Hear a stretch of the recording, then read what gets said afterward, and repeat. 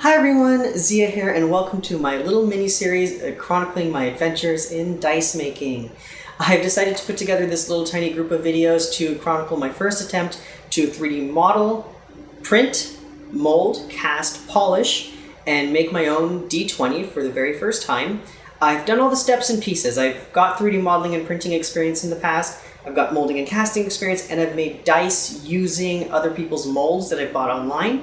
This is the first time I'm going to try to put all of that together, and I thought it would make a super fun YouTube series to kind of watch an amateur and see how I do it so that, I can learn from my mistakes, and you can learn from my mistakes and you don't make them the same way. I'm going to be standing on the shoulders of giants. I have watched and researched and done all this before. So without further ado, why don't we hop into Blender and make a die? I'm going to say die because someone's going to get upset at me if I say make a dice. Let's go along and see what we can come up with.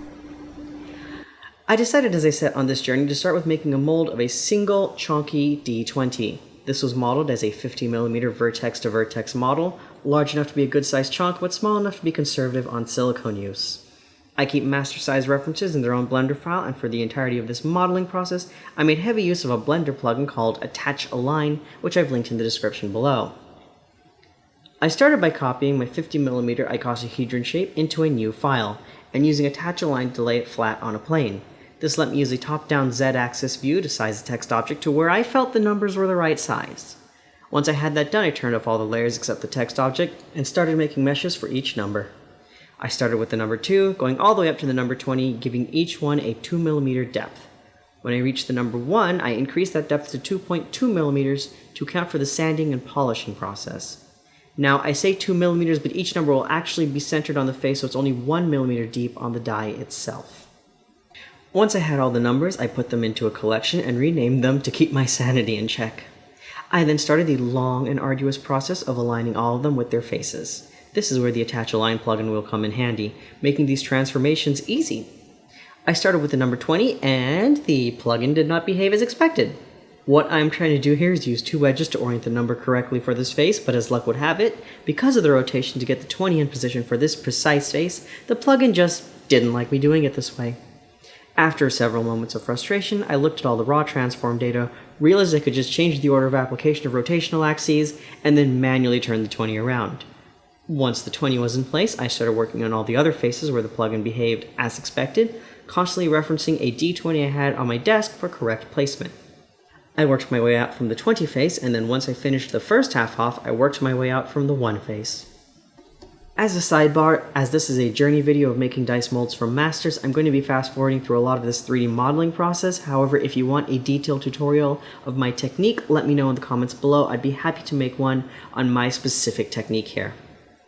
When I was working on this chunk, I decided to leave the 6 and 9 for last, as I wanted to address their orientation underlines while there was much less clutter of numbers in the center of the work area. With only the 6 and 9 in position, I made a box, sized it appropriately for these 2 numbers, which is when irony struck and I realized I put the underlines on the wrong side. A quick redo, putting the underline on the correct side, and I had my last 2 numbers in position. Just goes to show why we have those little orientation marks in the first place. With these underlines in place, I added a boolean to the icosahedron, applied the collection as a difference operation, and thus I had my Master D20 Chonk 3D model. Now the scary part, to bring it into the real world. Now that we were done with Blender, I launched CheetoBox, my slicer of choice, purely because it was the first one I learned how to use, and loaded in my D20 model. I have printed a couple of D6 font tests before this D20 as well as size masters, and I found my preferred support method is a modified fin approach. Orienting the die to my preferred vertex at the bottom, I began the painstaking process of placing all my fins, which is when I realized I messed up the first set, so I cleared them out and started again. I added a beefy support on the very bottom to give it some strength as it just started out, then added a few more light supports for any islands formed by numbers, and some supports around the other bottom-facing faces. I should point out right now that while some people do sand their main masters for molding, I planned to straight cast this in tin cure silicone and pull a urethane resin master, which would then get the royal sand and polish treatment. I chose to do this as people who have come before have pointed out how soft 3D printed resin is, and I wanted stronger, more durable masters. With all my supports in place, I sliced the model, saved the file to my USB drive, took a bunch of cinematic macro shots of me moving the USB over to my Elegoo Saturn II, and began the print. I've been told that it's a requirement to show time lapses of 3D printing things on the internet, so here's a time lapse. While that's running, it gives me a minute to tell you all that I used Elegoo 8K water washable resin, which I post-processed in isopropyl alcohol. For sake of that still being a messy process for me, and without an automated wash station, I opted not to film it for this video.